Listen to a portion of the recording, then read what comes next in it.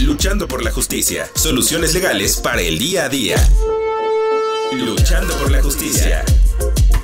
Hola, ¿qué tal, amigas y amigos de Luchando por la Justicia? Esperando que se encuentren muy bien y que tengan un viernes espectacular. Yo soy Jessica Torres y nos escuchamos a través de Ciudadana 660 del Instituto Mexicano de la Radio. Invitarles como cada viernes a escuchar el contenido de este programa, así como diversa información que tenemos disponible para todas y todos ustedes. Y el día de hoy tenemos a un súper invitado que nos va a platicar justamente del Tribunal Federal de Justicia Administrativa. Y para este tema tan importante tenemos como invitado a Luis Javier Guzmán Ramos. Él es abogado por la Universidad Nacional Autónoma de México, cuenta con una especialidad en justicia administrativa por el Centro de Estudios Superiores en materia de derecho fiscal y administrativo del Tribunal Federal de Justicia Administrativa. Cuenta con más de 20 años de experiencia en el Poder Judicial, lo cual incluye también a la Suprema Corte de Justicia de la Nación con temas tan importantes como seguridad social y derecho administrativo. Actualmente es magistrado de la Sala Regional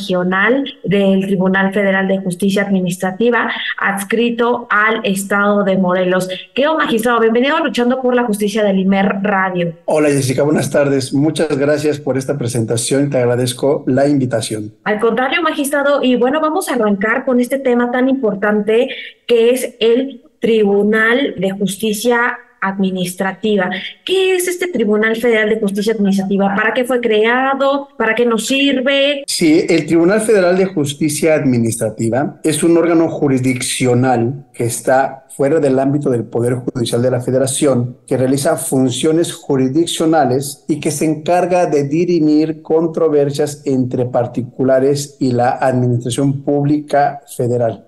Tiene presencia en todos los estados y su materia fundamental esencial es fiscal y administrativa, que ha venido evolucionando desde que fue creado el tribunal. Y justamente, ¿cómo fue creado este Tribunal Federal? ¿Siempre se consiguió que fuera de materia administrativa o siempre vio otras materias, pero últimamente solamente se acota a lo administrativo? No, justamente la creación del Tribunal Federal de Justicia Administrativa se da en agosto de 1936, con inicio de vigencia el 1 de enero de 1937. En aquel entonces se le denominó Tribunal Fiscal de la Federación y desde su inicio se acotó su competencia a la materia estrictamente fiscal. A partir de entonces ha evolucionado a la competencia que tenemos, pero si tú me permites, te voy a dar un extracto muy resumido de la historia. Después de que inicia funciones el Tribunal Fiscal de la Federación el 1 de enero de 1937, reitero, con materia exclusivamente fiscal. Esto es cuestiones de impuestos. Inclusive cuando es creado el tribunal, hay una parte en la ley orgánica en donde se señala como dato interesante que el Tribunal Fiscal de la Federación emitía resoluciones en representación del Ejecutivo Federal. ¿Qué significa esto y por qué es importante? Porque en aquel entonces no existían tribunales administrativos.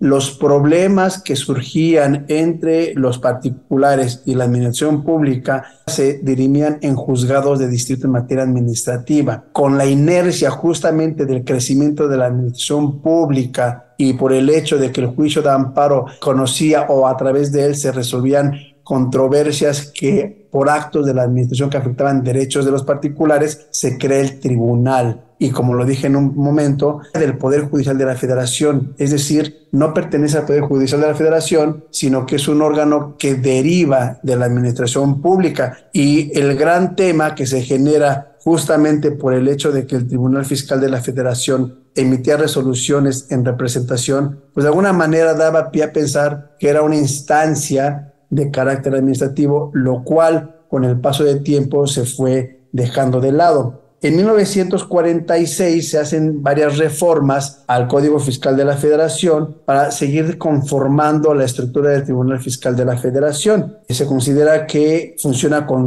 la sala superior y con salas regionales. Mantiene la competencia en materia fiscal.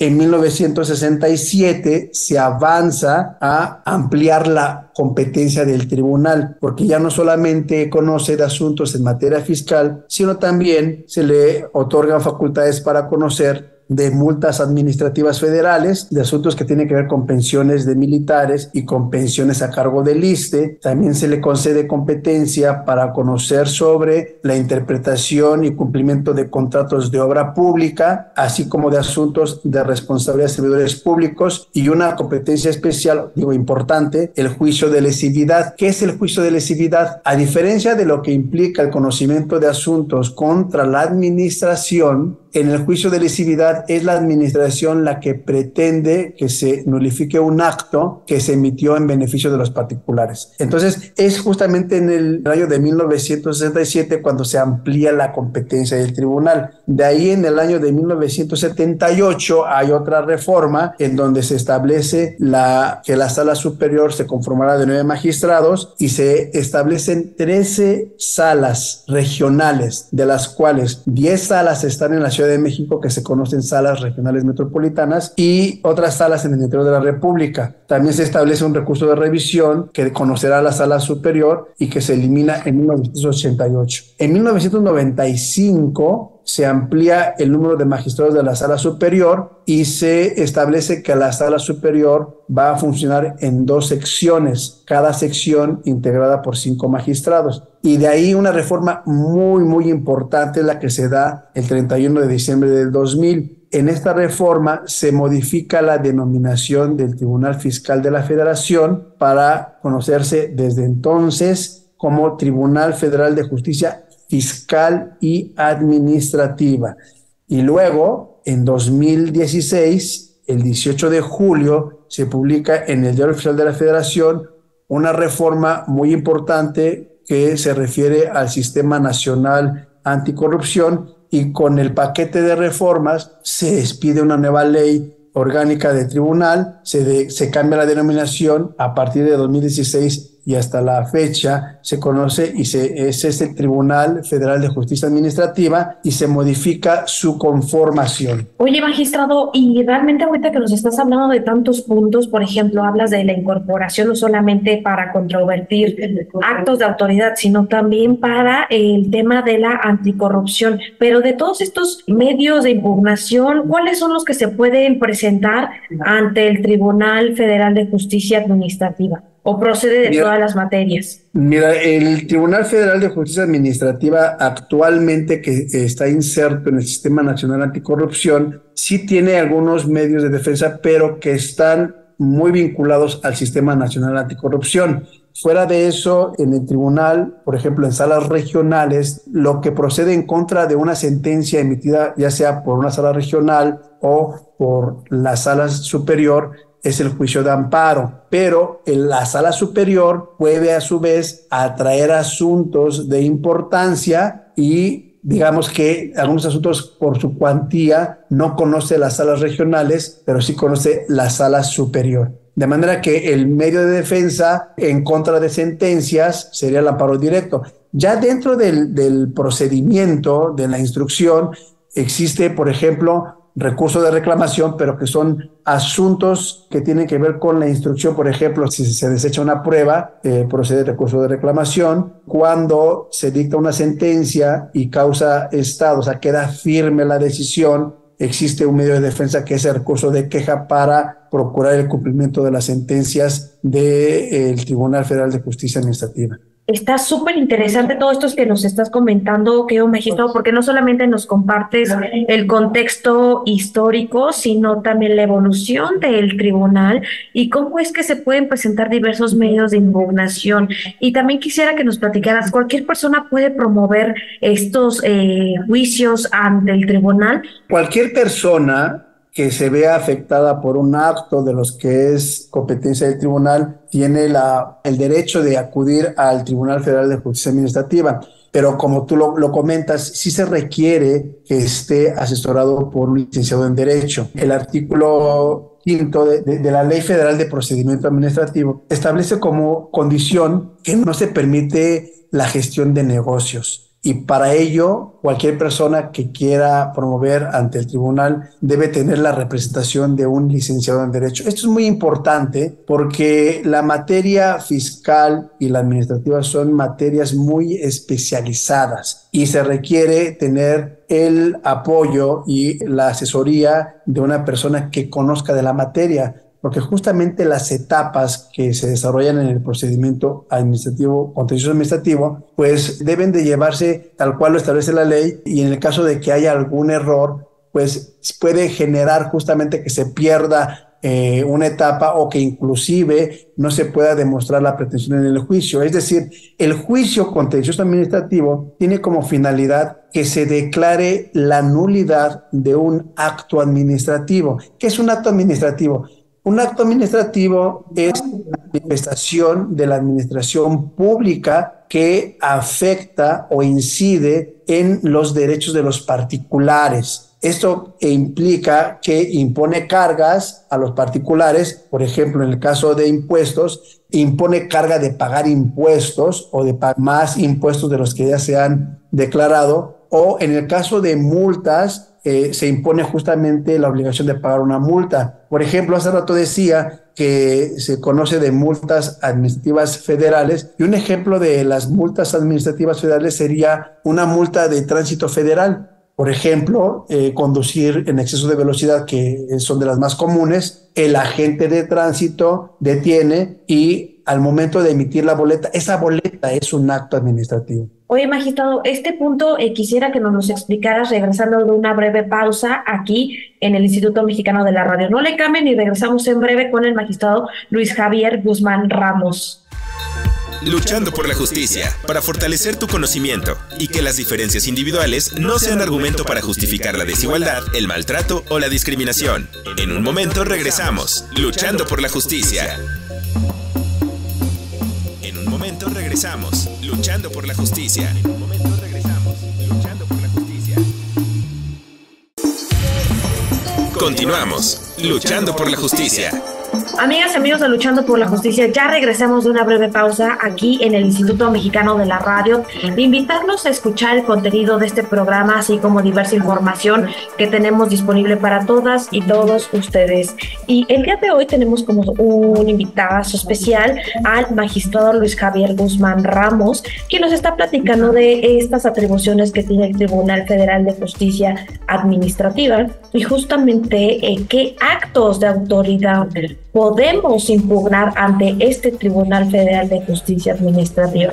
Pero ya regresamos de una pausa, querido magistrado, y quisiera que nos siguiera explicando qué otros actos de autoridad, porque por ejemplo ya nos dijo de las autoridades fiscales como Hacienda, por ejemplo, pero qué otros actos de autoridad también tenemos. Bueno, les explicaba que un acto administrativo es la expresión de las atribuciones de la administración pública, y el ejemplo que daba para que entendiéramos que es un acto administrativo es el acto que se genera cuando los ciudadanos infringen reglamentos de tránsito en carreteras federales, que son las conocidas multas por exceder límites, por ejemplo, de velocidad en carreteras federales. El acto es la boleta que contiene la multa, en donde nos explican la conducta, que con nuestra conducta infringimos una disposición de tránsito y nos imponen una sanción. Ese es el acto administrativo. Doctrinalmente, el acto administrativo se conoce como la manifestación unilateral de la administración pública que afecta a los servidores públicos, pero yo prefiero definir el acto administrativo como aquella manifestación de la administración pública que modifica en perjuicio de los particulares una situación jurídica. También tenemos otro tipo de multas, por ejemplo, el tema de multas de Profeco.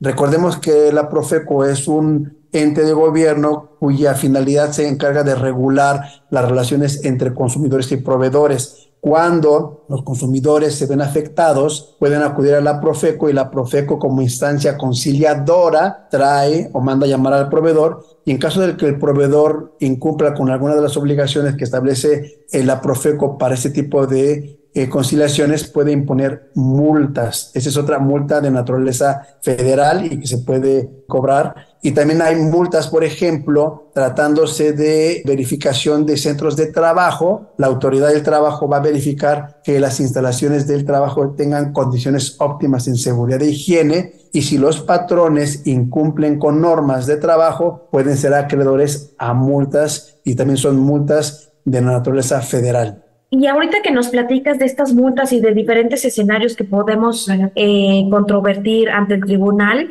también nos explicabas que hay salas regionales. Entonces, ¿todo se puede presentar ante la misma instancia o debemos analizar qué autoridad emite el acto? En este caso, por ejemplo, las multas, las sanciones, etcétera, y para conocer si debemos presentar nuestros medios de impugnación ante la sala superior o las salas regionales. ¿De qué va esta definición de distribuciones?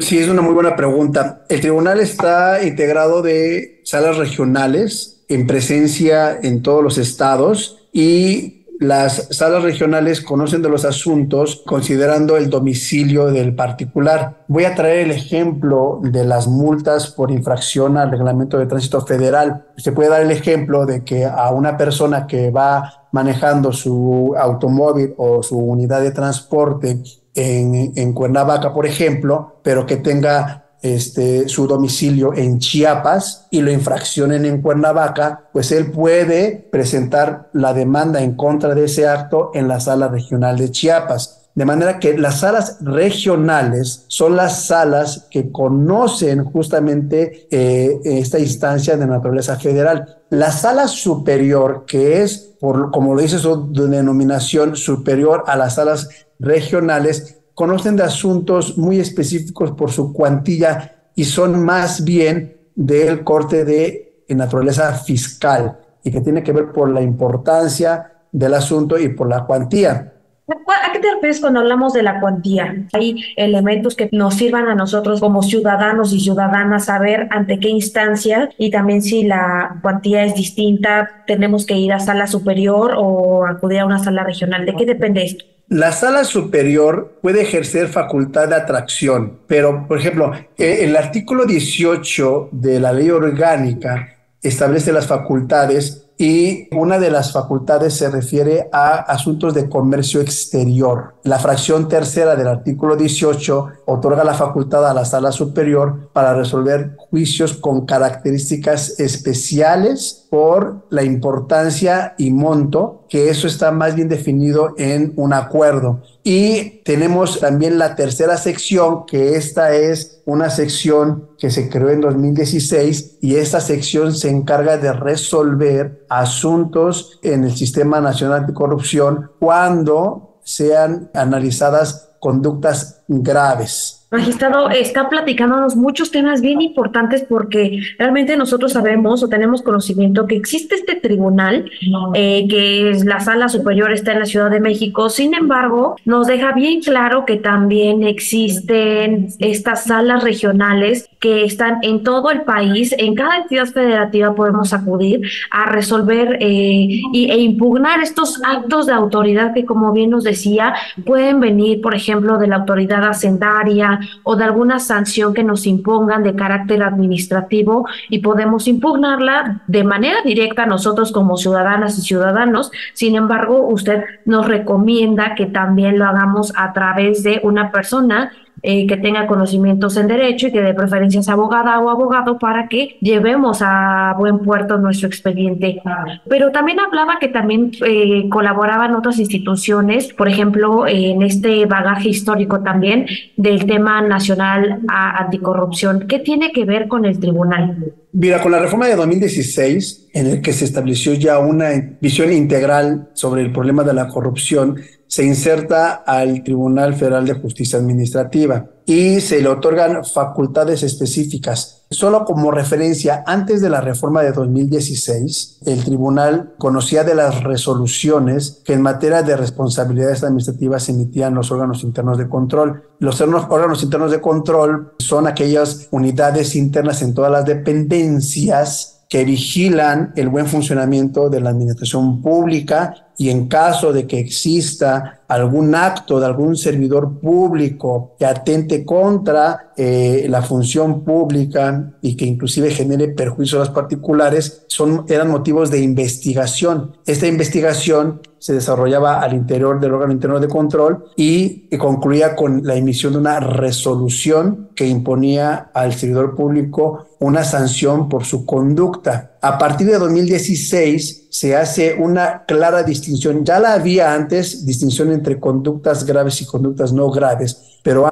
las conocía el órgano interno de control. A partir de 2016, esa distinción no solamente implica determinar la gravedad de la conducta, sino que también la competencia. Es decir, tratándose de conductas no graves, sigue conociendo en investigación y en resolución los órganos internos de control. Pero hablando de conductas graves, y esta es una novedad del nuevo sistema y de la ley, la investigación se mantiene en el órgano interno de control y parte de la substanciación también en el órgano interno de control, pero a partir del desahogo de pruebas, el expediente se manda a la sala especializada en responsabilidades administrativas del Tribunal Federal de Justicia Administrativa. Y esta es la importancia del sistema, porque es la sala especializada del tribunal la que desahoga pruebas y emite sentencia en la que determinará si se acredita la infracción de servidor público y en caso de que así sea, impone una sanción. Esta es la parte importante de lo novedoso del Sistema Nacional Anticorrupción,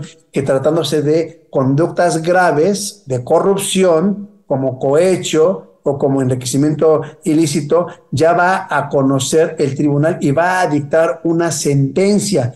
Y es esta sentencia la que puede ser impugnada ante la tercera sección de la Sala Superior. Pues está padrísimo todo este contenido que nos está explicando y cómo es que van vinculadas diversas actividades y diversos temas con relación al Tribunal de Justicia Administrativa, este Tribunal Federal que se encuentra también cercano a todas las personas que tenemos algún tema de carácter administrativo.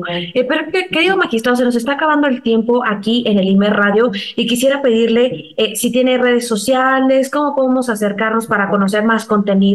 Hay un área de comunicación social del tribunal, no te conozco ahorita el nombre, pero pueden buscarla en la página del Tribunal Federal de Justicia Administrativa, comunicación social, en donde van a poder conocer justamente de todas las actividades y funciones que realiza el tribunal. Bueno, pues ahí tenemos toda la información. Yo quiero agradecerte, querido magistrado Luis Javier, el que nos hayas explicado a grandes rasgos esta evolución del Tribunal Federal de Justicia Administrativa, también cómo funcionan a grandes rasgos estas salas regionales de quien eres titular en Morelos, y también que nos explicas la importancia de acercarnos a estas autoridades y que son en contra de actos de autoridad administrativa que podemos impugnar. Por ejemplo, nos decías alguna multa, etcétera, emitida por diversas autoridades. Pero bueno, se nos acabó el tiempo el día de hoy, querido Luis Javier, y bueno, nos escuchamos el próximo viernes a través de Ciudadana 660. Que tengan un extraordinario fin de semana. Adiós. Gracias, Luis Javier. Adiós. Muchas gracias. Hasta luego. Cápsula de la semana. En México, cada 17 de octubre se celebra el reconocimiento de los derechos políticos de las mujeres. Pues 1947 se reconoció a nivel nacional el derecho de las mujeres a votar y ser electas en los procesos municipales. No obstante, fue el 17 de octubre de 1953 cuando se expidió la reforma a los artículos 34 y 115 de la Constitución, en la que se reconoció la ciudadanía a las mujeres mexicanas. Para el proceso electoral, el más grande de la historia en México, se busca lograr la paridad en todos los cargos de elección popular. Esto fue Luchando por la Justicia. Promueve el pensamiento de respeto a los derechos humanos. Luchando por la Justicia.